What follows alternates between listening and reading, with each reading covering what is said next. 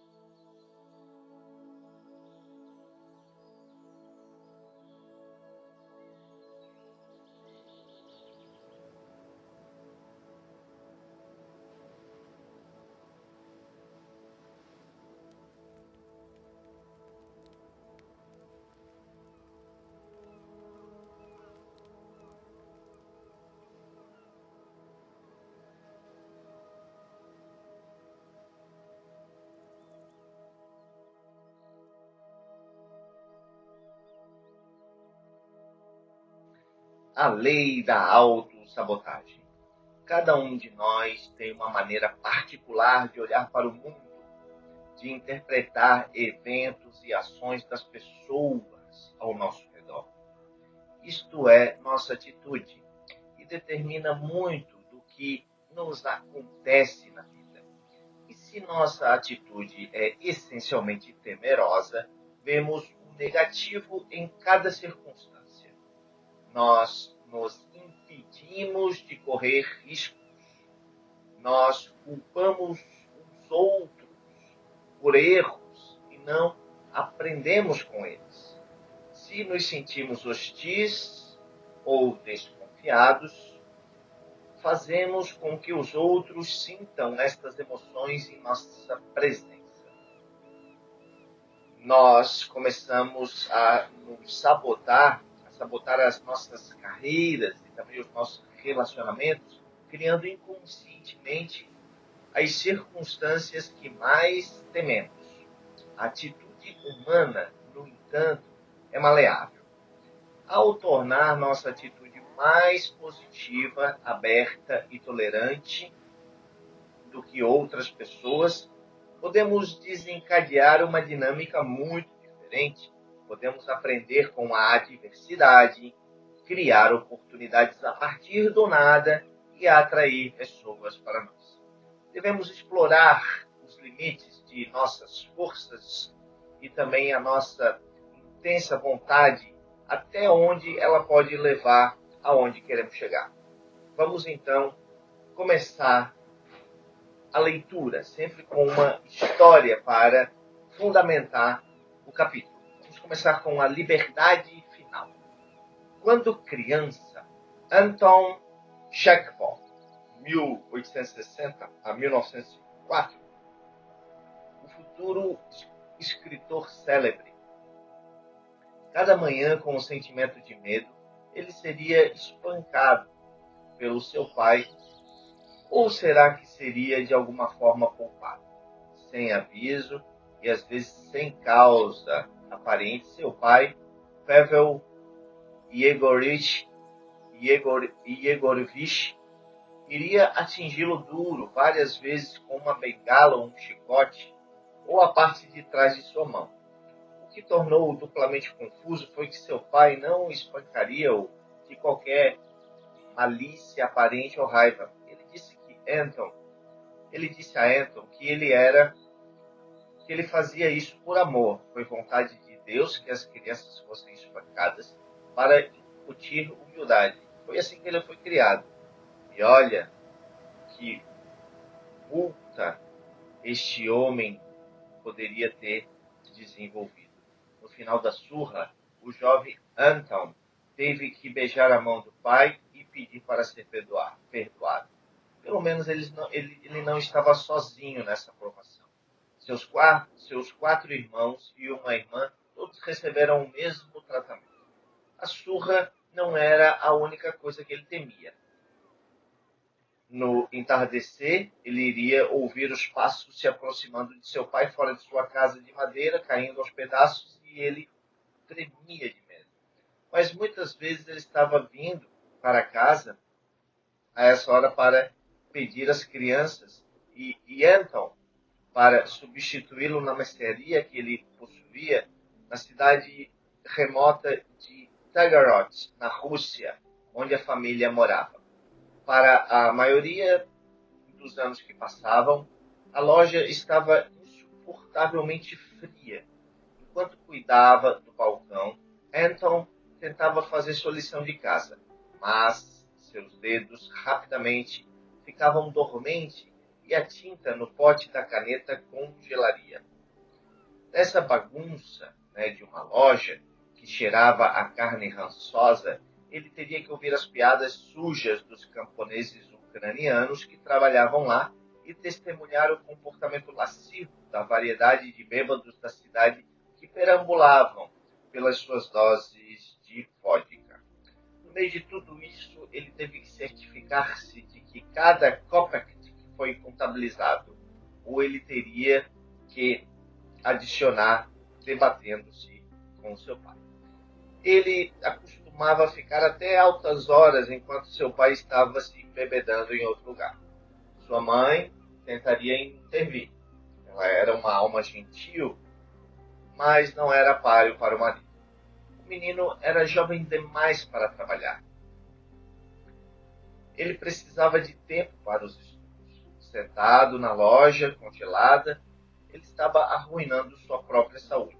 O pai trovejaria de volta antes que Anton, que era preguiçoso por natureza, e somente através de um trabalho duro ele poderia se tornar um homem respeitável.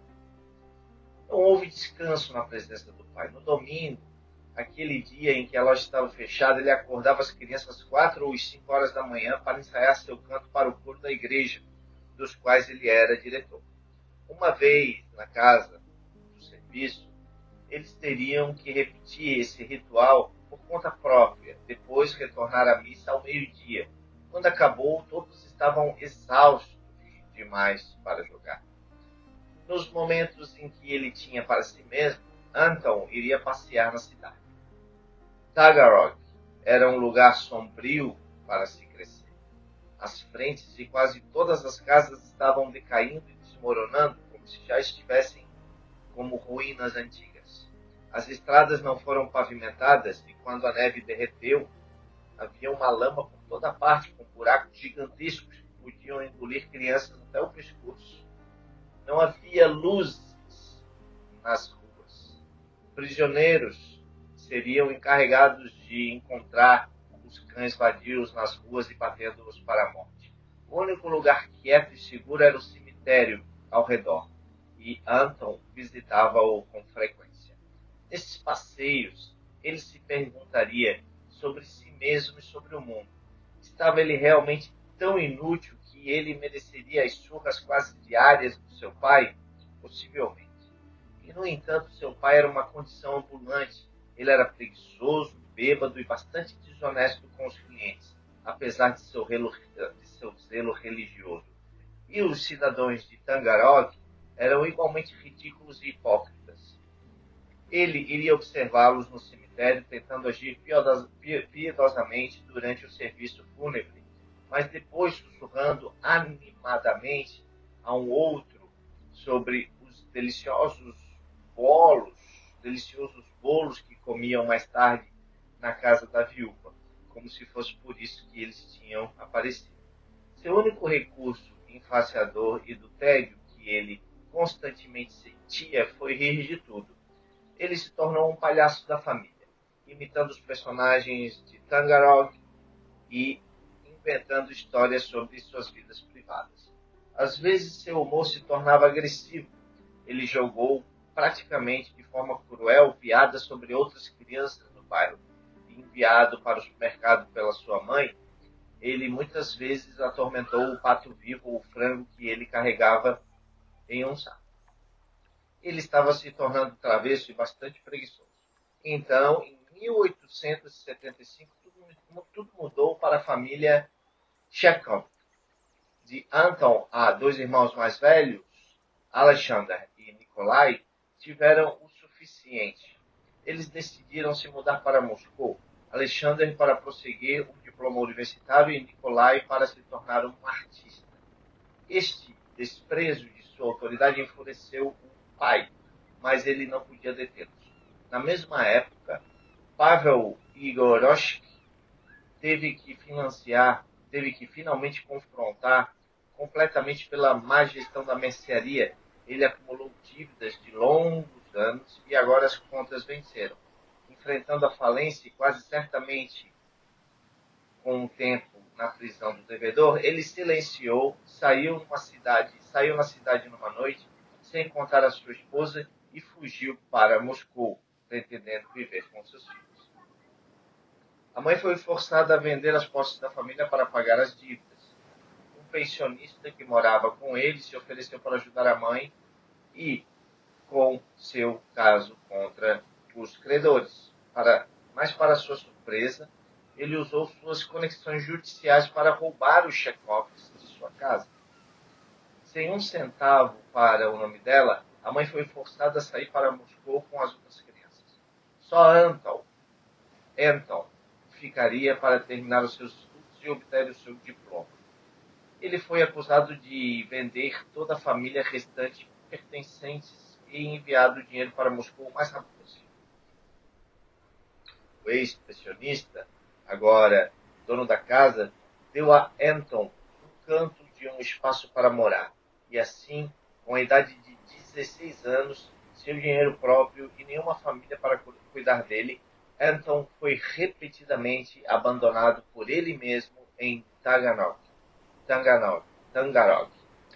Anton nunca esteve realmente sozinho antes. Sua família tinha sido toda a sua vida, para melhor ou para melhor. Agora era como se o fundo tivesse caído. Ele não tinha mais ninguém a quem pedir ajuda de alguma forma. Ele culpou o seu pai por ter esse destino miserável, por estar preso em Tagarog. Um dia ele se sentiu irritado e amargo, e no dia seguinte foi deprimido. Mas logo ficou claro que ele não tinha tempo para tais sentimentos.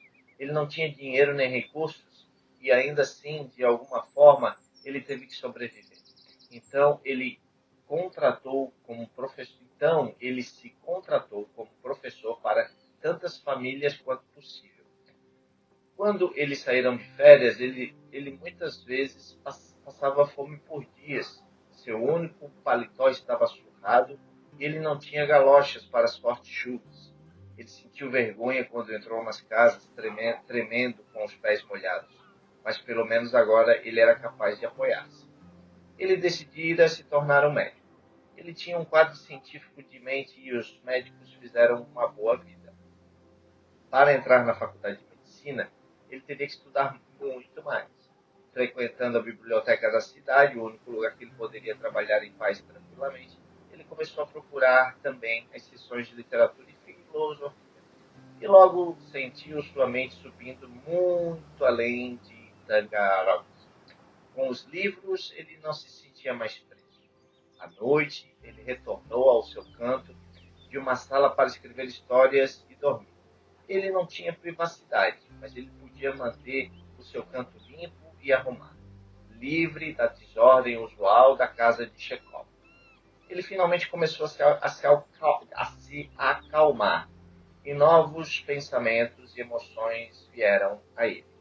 O trabalho não era mais algo que ele temia. Ele amava absorver sua mente em seus estudos e tutoria. Ele se sentia orgulhoso e digno. Ele poderia cuidar de si mesmo. Cartas vieram de sua família. Alexandra reclamando sobre o pai, fazendo todo mundo miserável novamente. Mikhail, o filho mais novo, sentindo-se sem valor e deprimido. Então escreveu de volta para Alexandra pare obcecado com o nosso pai e comece a cuidar de si mesmo. Ele escreveu para Mikhail: por que você se refere a si mesmo como meu inútil, insignificante irmão mais novo? Você sabe onde você deve estar, ciente da sua inutilidade? Antes de Deus, talvez, mas não antes das pessoas. Você deve estar ciente do seu valor. Até mesmo Anton ficou surpreso pelo novo tom que ele estava tomando nessas cartas. Então, um dia, vários meses depois de ser abandonado, ele vagou pelas ruas de Tangarog e de repente sentiu dentro de si uma tremenda e esmagadora sensação de empatia e amor pelos pais dele. De onde veio isso? Ele nunca sentira isso. Nos dias em que antecederam esse momento, ele estava pensando muito e muito sobre o seu pai. Ele era realmente culpado por todos os seus problemas? E o pai de Pavel, Egor Mikhailovich, nascera um servo, sendo a servidão uma forma de escravidão contratada. Os Chekhovs tinham sido servos por várias gerações. E Egor finalmente conseguira comprar a liberdade da família. E ele colocou seus 3 filhos em diferentes campos. Pavel designou como o comerciante da família, mas Pavel não conseguiu lidar. Ele tinha um artístico temperamento, poderia ter sido um talentoso pintor ou músico. Ele sentiu um amargo em seu destino, uma mercearia e 6 crianças.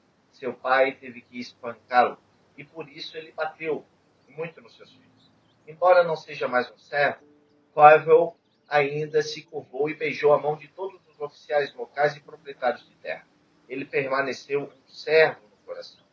Anton podia ver que ele e seus irmãos estavam caindo no mesmo padrão, amargo, secretamente sentindo-se sem valor e querendo ter raiva sobre os outros.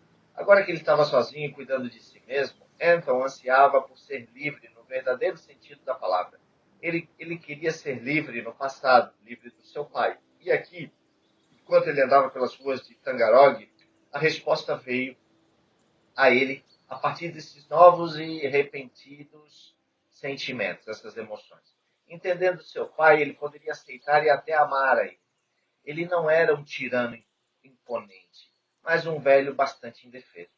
Com um pouco de distância, ele podia sentir compaixão e perdoar os espancamentos. Ele não ficaria enredado em todos os sentimentos negativos que o seu pai o inspirou. E ele poderia finalmente valorizar também seu tipo. Poderia valorizar sua mãe e não a culpar por ser tão fraca.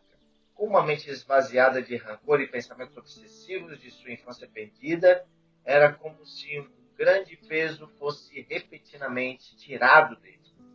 Ele fez um voto para si mesmo, não mais se culpando e se desculpando para as pessoas, não mais reclamando e culpando, não mais se desordenando a viver e perder tempo. A resposta para tudo foi trabalho e amor. Trabalho e amor. Ele teve que espalhar essa mensagem para a sua família e salvá-los. Ele teve que compartilhar com a humanidade através de histórias e peças.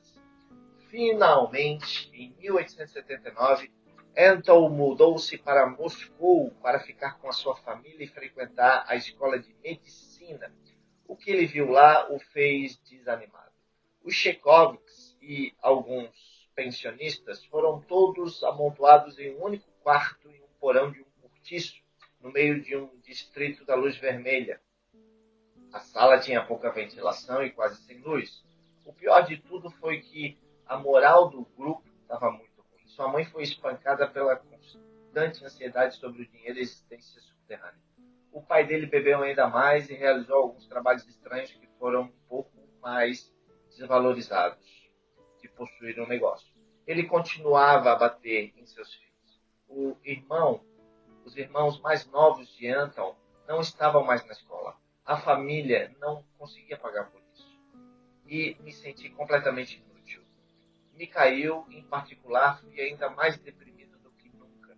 Alexander tinha conseguido trabalhar como escritor para revistas, mas ele sentiu que ele merecia algo melhor e começou a beber fortemente. Ele culpou seus problemas em seu pai por segui-los para Moscou e assombrou-se a cada movimento seu. Nikolai, o artista, dormiu até tarde, trabalhava esporadicamente e passava uma parte do tempo na taverna local. A família estava em uma espiral e uma taxa alarmante, e a vizinhança em que viviam só o fazia piorar. O pai e Alexander haviam se mudado recentemente. Anton decidiu que precisava fazer o oposto, entrar na sala apertada e tornar-se um catalisador de mudanças. Ele não iria pregar ou criticar, mas em vez disso, definiria o exemplo apropriado. O que importaria era manter a família junta e elevando seus espíritos. Para sua mãe oprimida, sua irmã, ele anunciou que iria se encarregar de trabalho doméstico. Vendo Anton limpando e passando roupa, seus irmãos agora concordavam em compartilhar esses deveres. Ele apertou e salvou a sua própria escola de medicina, a bolsa de estudos e conseguiu mais dinheiro com seu pai e Alexander. Com esse dinheiro, ele colocou Mikhail, Ivan e Maria de volta à escola. Ele conseguiu encontrar um trabalho melhor para o pai. Usando o dinheiro do pai e suas próprias economias, ele foi capaz de mover toda a família para um apartamento muito maior com uma vista. Ele trabalhou para melhorar todos os aspectos de suas vidas. Ele conseguiu seus irmãos e irmãs para ler livros que ele havia escolhido, e bem na noite eles iriam discutir e argumentar as últimas descobertas em ciências e questões filosóficas.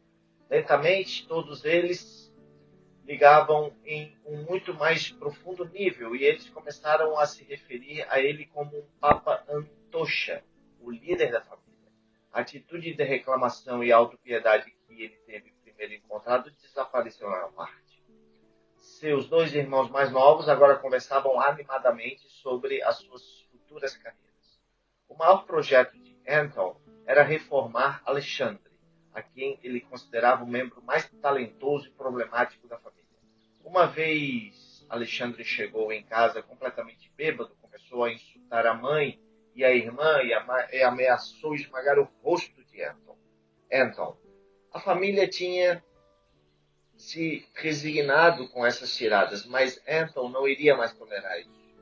Ele falou para Alexander no dia seguinte, e se ele já gritou com outra família, com algum membro da família, ele iria trancá-lo e negá-lo como irmão. Ele era para tratar a sua mãe e a sua irmã com respeito e não culpar o pai por ter voltado a beber e ser um mulherengo. Ele deveria ter alguma dignidade, vestir-se bem e cuidar-se. Esse foi o novo código da família. Alexander pediu desculpas e seu comportamento melhorou, mas foi uma batalha contínua que exigiu toda a paciência e amor de Anton. Para a linha autodestrutiva dos Chekhovs estava profundamente arraigada. Isso levou o Nikolai a uma morte precoce de alcoolismo, e sem constante atenção, Alexander poderia facilmente seguir o mesmo caminho. Lentamente, Anton desmamou o irmão de bebê e ajudou com a sua carreira jornalística, e finalmente Alexander estabeleceu uma vida tranquila e satisfatória. Em algum momento de 1884, Anton começou a cuspir sangue, e foi aparentemente para ele que ele tinha os sinais preliminares de tuberculose. Ele recusou-se a submeter o exame de um colega médico. Ele preferiu não saber e continuar escrevendo e praticando medicina sem se preocupar com seu futuro. Mas, como ele se tornou cada vez mais famoso por suas peças e contos, ele começou a experimentar um tipo de desconforto, a inveja e críticas mesquinhas dos seus colegas escritores. Eles formaram várias panelinhas políticas e atacaram interminavelmente uns aos outros, incluindo o próprio Anton, que se recusava a se alinhar a qualquer causa revolucionária. Tudo isso fez com que Anton se sentisse cada vez mais desencantado com o mundo literário. O humor elevado, ele não tinha cuidadosamente trabalhado em Tagarrog e estava dissipado. Ele ficou deprimido e considerou desistir de escrever inteiramente. Então, no final de 1889, ele pensou em uma maneira de libertar as suas crescentes depressões. Desde os seus dias em Tagarrog, os mais pobres e os membros mais abjetos da sociedade o fascinaram. Ele gostava de escrever sobre ladrões e vigaristas e entre suas mentes.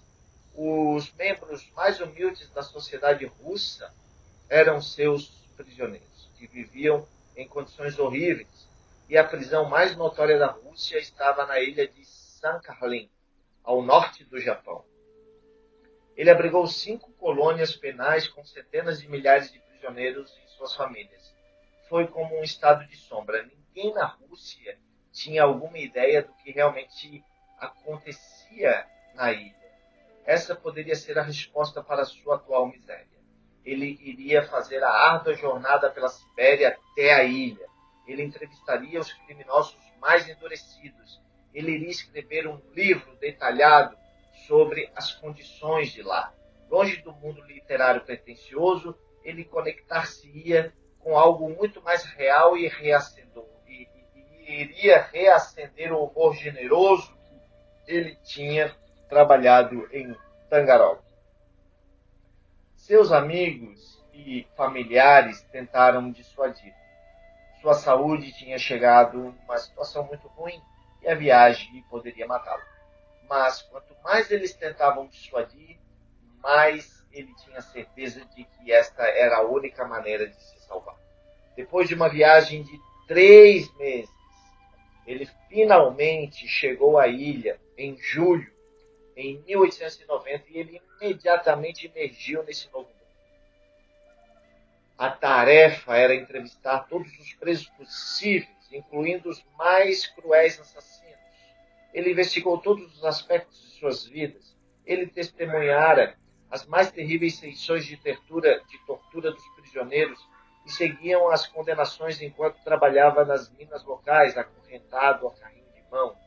Prisioneiros que completavam as suas sentenças frequentemente tinham que ficar na ilha em campos de trabalho, e assim Sakhalin estava cheio de esposas esperando para se juntar a eles nos campos. Essas mulheres e suas filhas recorreram à prostituição para se manterem vivas.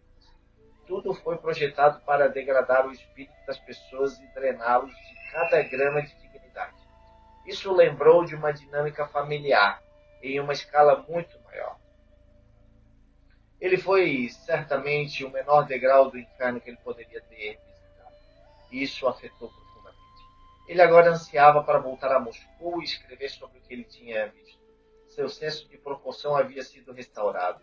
Ele tinha finalmente se libertado dos pensamentos mesquinhos e preocupações que tinham o levado para baixo. Agora ele poderia sair de si mesmo e sentir generosidade novamente.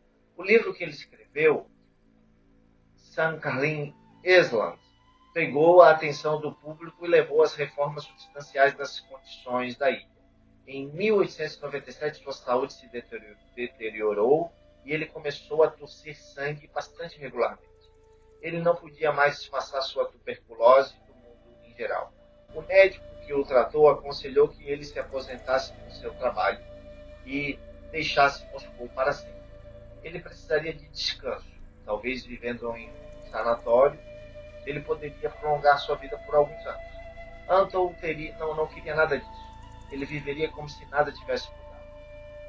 Um culto começou a se formar em torno de Chekhov, compreendendo jovens artistas e adorando fãs de suas peças, que fizeram dele um dos escritores mais famosos da Rússia.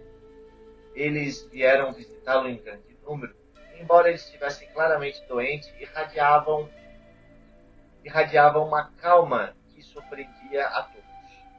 De onde ele veio? Ele nasceu desse jeito? Ele parecia absorver completamente em suas histórias e problemas. Ninguém nunca o ouviu falar sobre sua doença.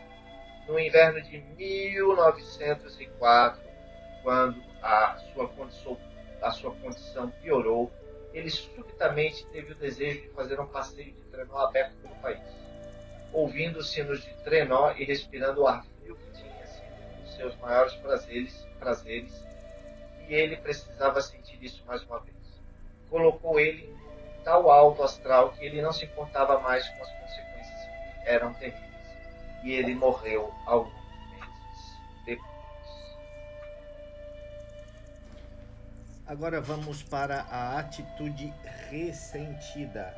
Lembrando sempre de curtir o canal e de compartilhar e de se inscrever também no canal. Vamos lá então, atitude ressentida.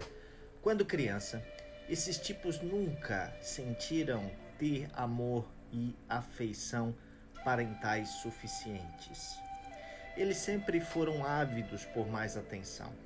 Eles carregam esse sentimento de insatisfação e decepção com eles ao longo de toda a sua vida, de todas as suas vidas. Eles nunca estão completamente obtendo o reconhecimento que merecem. Eles são especialistas em digitalização de rostos das pessoas por sinais de possíveis desrespeito ou desdém. Eles veem tudo em relação a si mesmos, uma afronta pessoal. Quando eles sentem essa falta de respeito e reconhecimento, eles não explodem de raiva. Eles são geralmente cautelosos e gostam de controlar suas emoções. Em vez disso, a dor começa a incumbir dentro deles e a sensação de injustiça vai crescendo cada vez mais forte. Como eles podem refletir sobre isso? Eles não esquecem facilmente.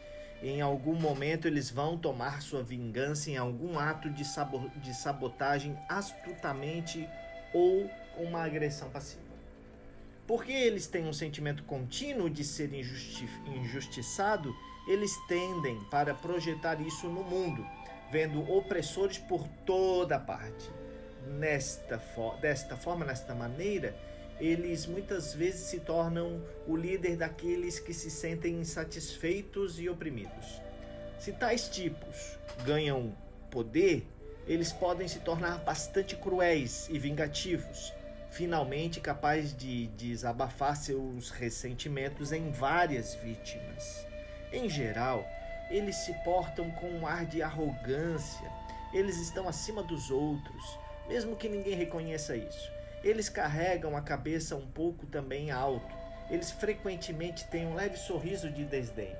Quando eles ficam mais velhos, eles são propensos a escolher batalhas mesquinhas, incapazes de conter completamente seus ressentimentos que acumulam ao longo do tempo.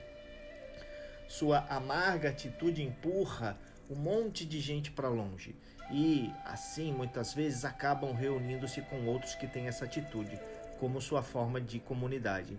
O imperador romano Tibério de 42 a.C. até 37 depois de Cristo, é talvez o mais exemplo clássico desse tipo. Quando criança, seu tutor notou algo errado com o menino. Ele era um jarro moldado com sangue e bile.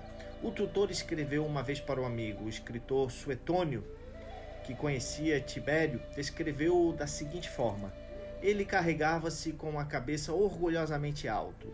Ele estava quase sempre em silêncio, nunca dizendo uma palavra exceto agora e novamente. E mesmo assim ele fez isso com extrema relutância, ao mesmo tempo sempre fazendo um gesto desdenhoso com seus dedos. O imperador Augusto, o seu padrasto, tinha que continuamente pedir desculpas ao Senado por suas maneiras desagradáveis, cheia de altivez. Tibério odiava sua mãe. Ele nunca a amou o suficiente. Ele nunca se sentiu apreciado por Augusto, ou seus soldados, ou os romanos.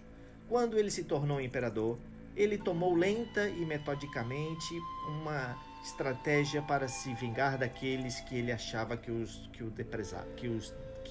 desprezavam. E tal vizinhança ele se tornou frio e cruel. Conforme ele ficou mais velho, ele se tornou cada vez mais impopular. Seus inimigos eram uma legião. Sentindo ódio dos seus súditos, ele se retirou para uma ilha, a ilha de Capri, onde passou os últimos 11 anos do seu reinado, quase que evitando completamente Roma. Ele era conhecido por repetir para os outros em seus últimos anos: depois de mim, deixe o fogo destruir a terra. Em sua morte, Roma explodiu com a celebração. As multidões expressando seus sentimentos com a famosa frase: No Tibre, rio com Tibério. Se você notar tendências ressentidas dentro de si mesmo, o melhor antídoto é aprender a abandonar mágoas e decepções na vida. É melhor explodir em raiva no momento, mesmo que seja irracional, do que guisado a ter sites que você provavelmente alucinou ou exagerou. Pessoas são geralmente indiferentes ao seu destino, não tão antagônicas quanto você. Imagine, poucas pessoas de suas ações são realmente direcionadas a você.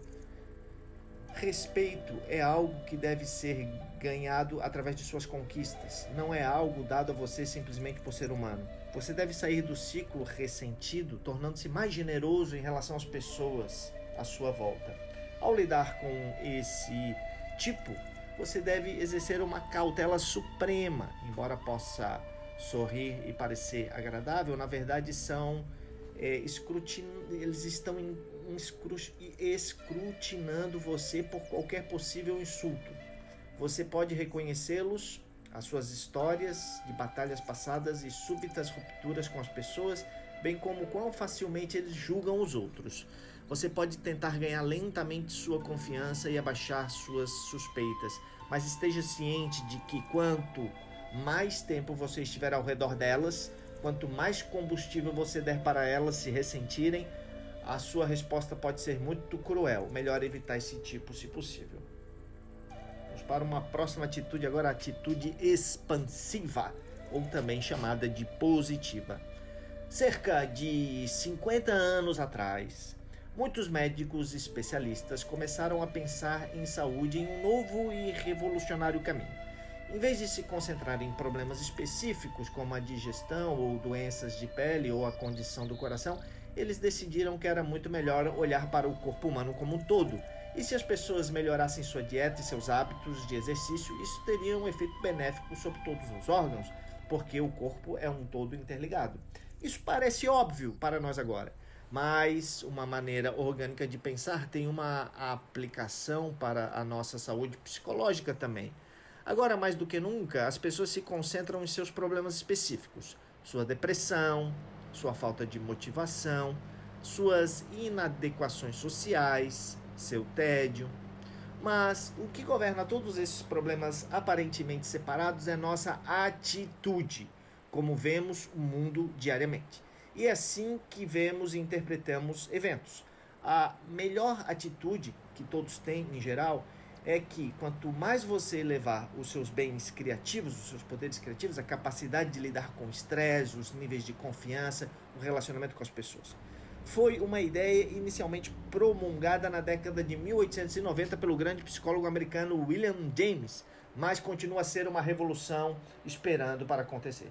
Uma atitude negativa é restritiva e é projetada para diminuir a riqueza da vida à custa dos nossos poderes criativos, nosso senso de realização, nossos prazeres sociais e nossas energias vitais.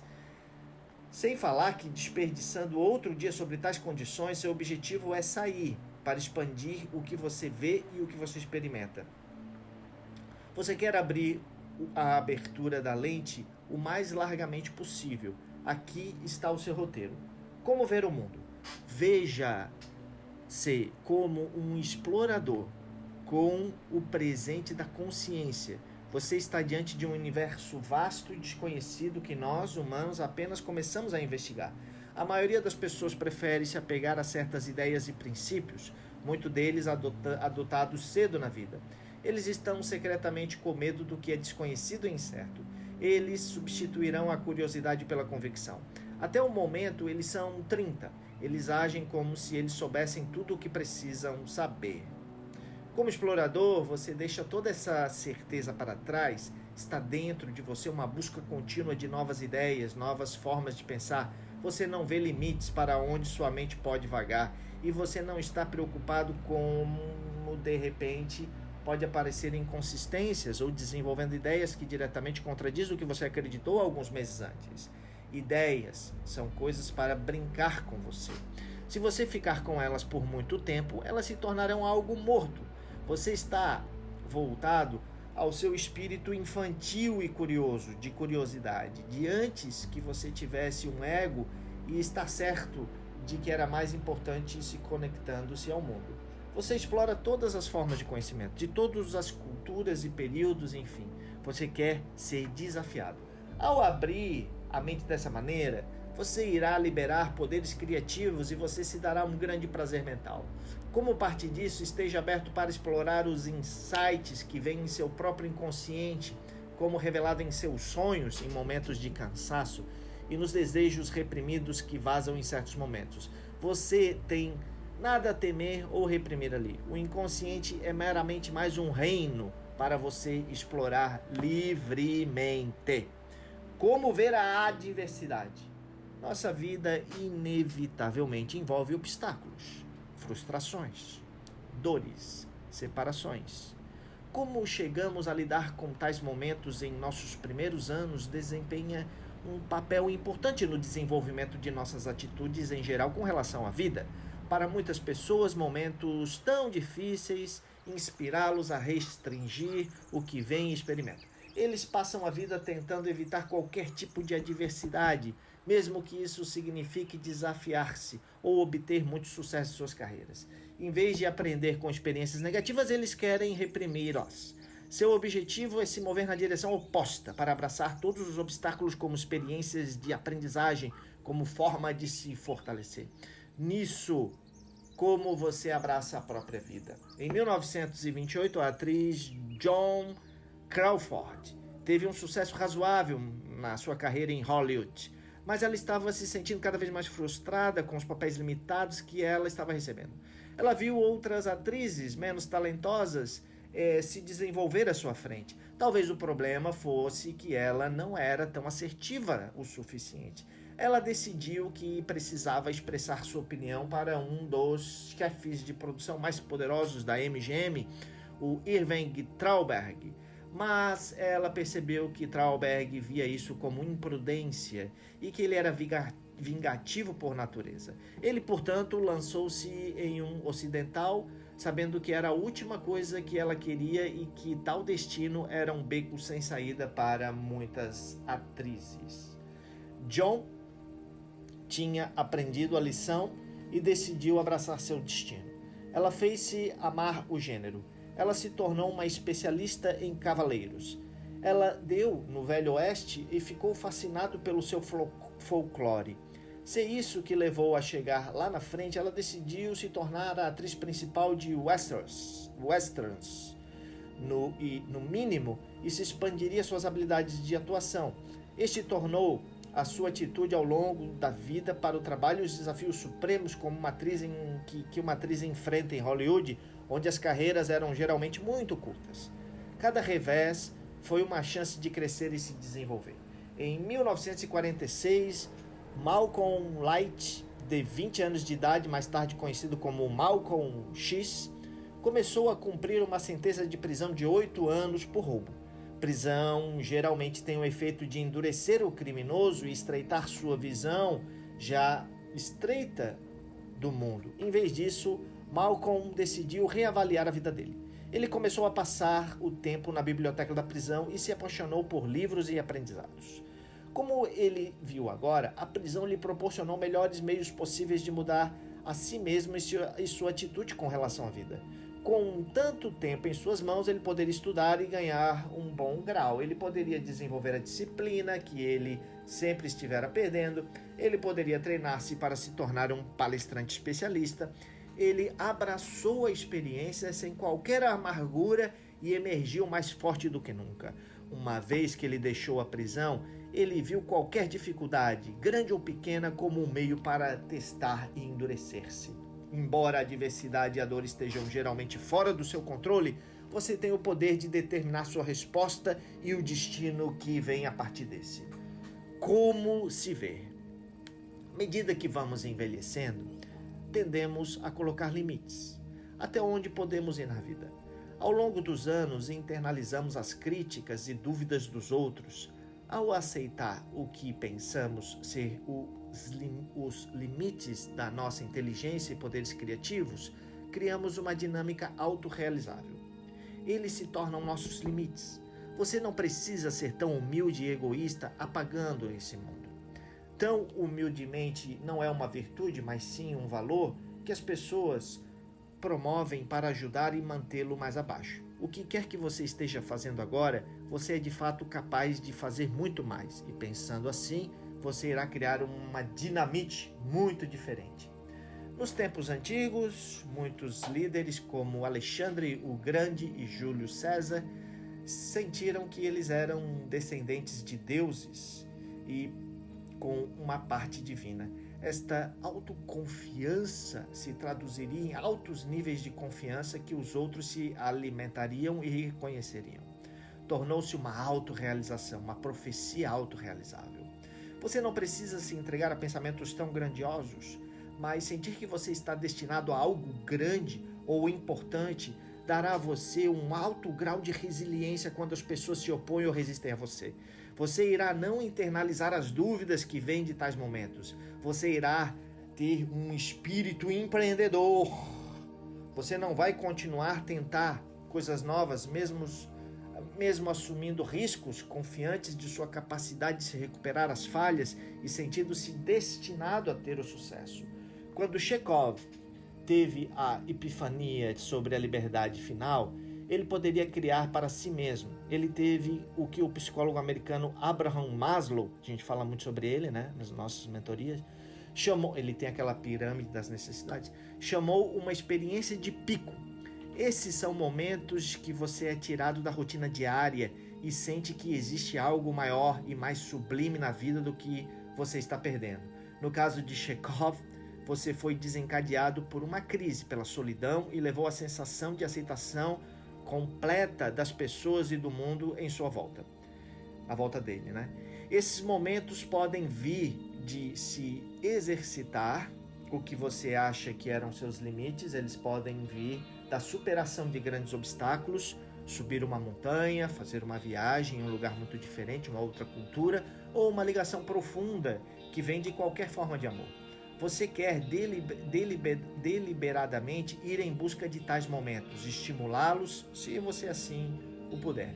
Ele tem o efeito, como fizeram com o Chekhov, de alterar sua atitude para o bem. Eles expandem o que você pensa sobre a sua possibilidade e sua própria vida. E a memória é algo que vai e volta sempre para a inspiração suprema. Em geral, essa maneira de olhar para si mesmo é contrária ao legal. Atitude irônica que muitas pessoas gostam de assumir no pós-moderno mundo.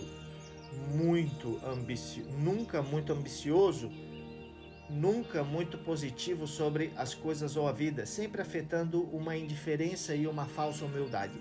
Tais tipos podem ver a atitude positiva e expansiva como polianaice e simplória.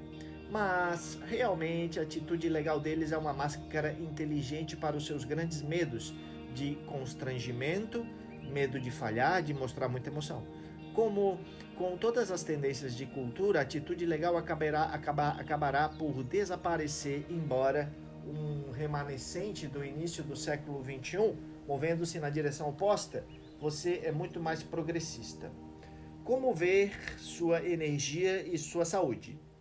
Embora todos nós, mortais e sujeitos a doenças, além do nosso controle, devemos conhecer o papel que a força de vontade desempenha sobre a nossa saúde. Todos nós sentimos isso para algum momento ou outro. Quando nos apaixonamos ou nos sentimos excitados pelo nosso trabalho, de repente temos mais energia e recuperamos rapidamente qualquer doença. Quando estamos deprimidos ou estressados, nos tornamos presas de todo tipo de doença. Nossa atitude desempenha um papel enorme em nossa saúde.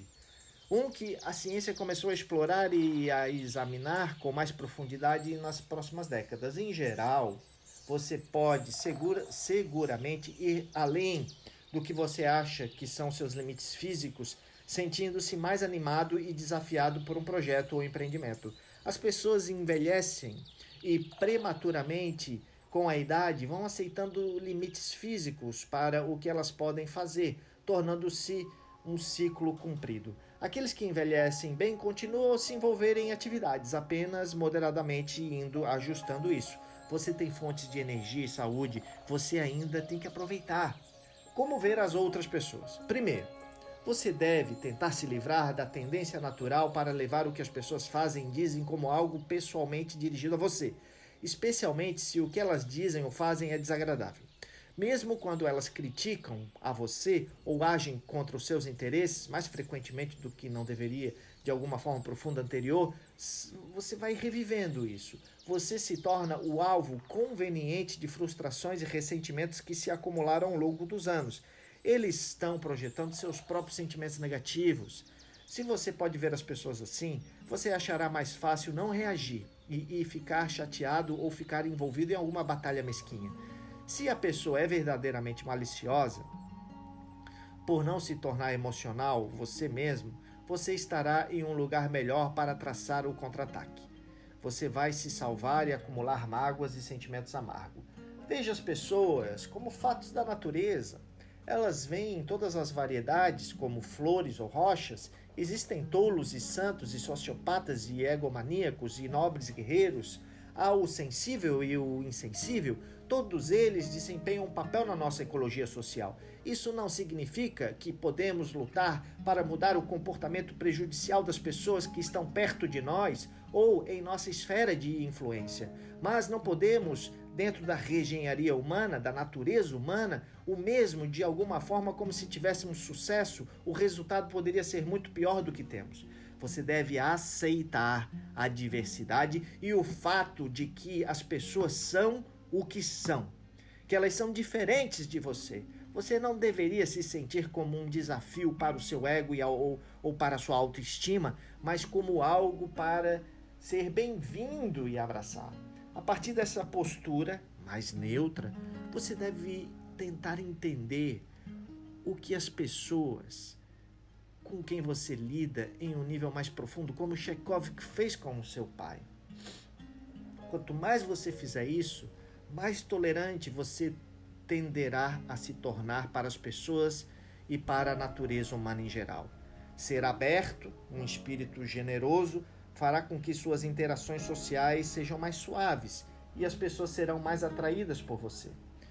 Finalmente, pense no conceito moderno de atitude em termos do antigo conceito de alma. O conceito da alma é encontrado em quase todas as culturas indígenas e civilizações pré-modernas. Originalmente, refere-se às forças espirituais externas permeando o universo e contido no humano individual na forma de alma. A alma não é a mente ou o corpo, mas sim o espírito global que incorporamos. Nossa maneira de experimentar o mundo é o que faz uma pessoa ser um indivíduo. É o conceito da alma que está relacionada com as primeiras ideias de personalidade. Só esse conceito, a alma, de uma pessoa pode ter profundidades. Algumas pessoas possuem um grau maior dessa força espiritual, mas de uma alma. Outros tinham uma personalidade que faltava nessas forças e eram um pouco sem alma. Isso tem grande relevância para a nossa ideia da atitude. Na nossa moderna concepção de alma, nós substituímos essa força espiritual extrema com a vida em si, ou o que pode ser descrito como força vital. A vida é inerentemente complexa e imprevisível. Seus poderes estão muito além do que podemos simplesmente compreender ou controlar completamente. Essa força vital é refletida na natureza e na sociedade humana pela notável diversidade que encontramos em ambos os reinos. De um lado, encontramos pessoas cujo objetivo na vida é inibir e controlar essa força vital. Isso os leva a estratégias autodestrutivas. Elas têm que limitar seus pensamentos e permanecer fiéis às ideias que têm e que perderam sua relevância. Elas têm que limitar o que elas experimentaram. Tudo é sobre elas e suas pequenas necessidades e seus problemas pessoais.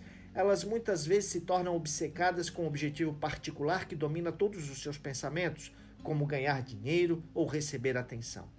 Tudo isso os torna mortos por dentro quando se fecham para a riqueza da vida e a variedade de experiências humanas. Dessa forma, eles estão num rumo ao que nós podemos chamar de sem alma, uma falta interna de profundidade e flexibilidade. Seu objetivo deve ser sempre se mover na direção oposta.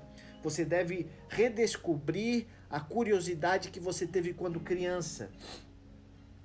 Tudo e todo mundo é uma fonte de fascínio para você. Você continua aprendendo, continuamente expandindo o que você sabe e o que você experimenta. Com pessoas que você sente generoso e tolerante, mesmo com seus inimigos e com aquelas pessoas presas na condição desalmada, você não escraviza, se amargura ou sentir rancor. Em vez de culpar os outros ou as circunstâncias, você se vê no papel que a sua própria atitude e ações jogadas em qualquer falha. Você se adapta às circunstâncias em vez de reclamar sobre elas. Você aceita e abraça a incerteza e o que é inesperado com qualidades valiosas da vida. Dessa forma, a sua alma se expande aos contornos da própria vida e se enche dessa forma vital. Aprenda a medir as pessoas com as quais você lida com a profundidade de sua alma e, se possível, associe o máximo que puder com os da variedade expansiva. Nós vamos finalizar esse capítulo com uma frase do célebre Arthur Schopenhauer. É por isso que os mesmos eventos externos ou circunstâncias afetam duas pessoas igualmente. Mesmo com ambientes perfeitamente semelhantes, cada um vive em um mundo do seu próprio jeito. O mundo em que o homem vive molda-se principalmente pelo caminho em que ele olha, e assim se mostra diferente para homens diferentes. A um é estéril, sem graça e superficial, para outro, rico, interessante e cheio de significado. Ao ouvir sobre os eventos interessantes que aconteceram ao longo da experiência de um homem, muitas pessoas desejarão que as coisas semelhantes tenham acontecido em suas vidas também, esquecendo completamente que elas deveriam ser invejosas, em vez da aptidão mental que emprestou esses eventos a significado que eles possuem quando o descreve. Arthur Schopenhauer. Próximo capítulo, aguarde na próxima semana controlar o seu lado negro, a lei da repressão. Não esqueça de curtir o nosso canal, de compartilhar esse vídeo aqui nos seus grupos de WhatsApp e também de se inscrever. Vou ficando por aqui. Muito obrigado pela sua audiência. Estamos juntos. Aguardo você no nosso próximo capítulo do livro As Leis da Natureza Humana de Robert Greene. Até lá!